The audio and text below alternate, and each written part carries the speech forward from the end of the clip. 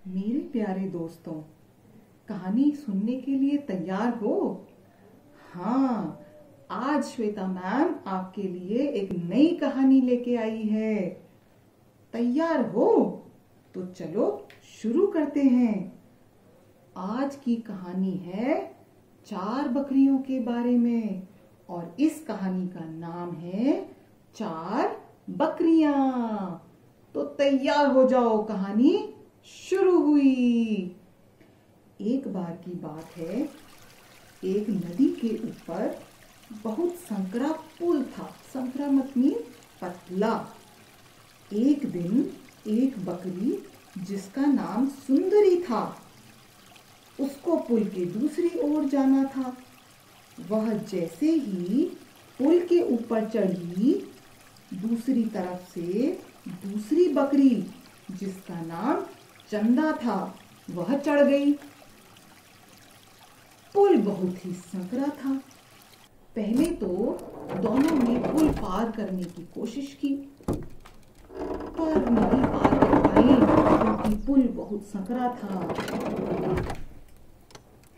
सुंदरी बोली, चंदा, मेरे रास्ते से हट जाओ, मुझे जाने दो, मुझे बहुत जल्दी है।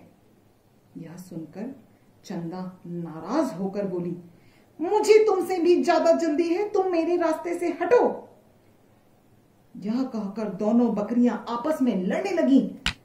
तुम हटो, तुम हटो, तुम हटो, मुझे जल्दी जाना है, हटो हटो हटो। लड़ते लड़ते दोनों बकरियां पानी में धड़ाम से गिर गईं। हम तो गिर गए, ये क्या हुआ? और यह कहकर दोनों रोने लगी। तभी वहां फिर से 2 बकरियां पुल पर चढ़ गईं, जिन्हें पुल की दूसरी ओर जाना था।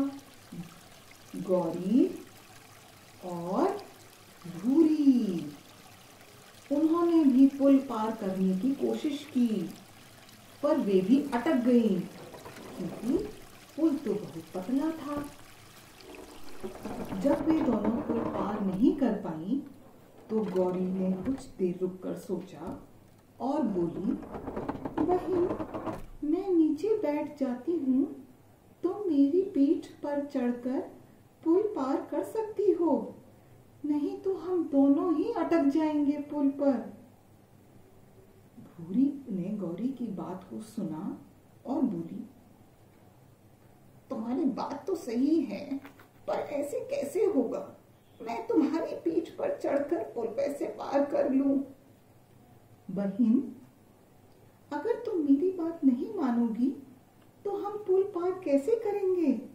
तो मैं अब बैठती हूँ, तुम आराम से मेरी पीठ पर चढ़कर पुल को पार कर लो।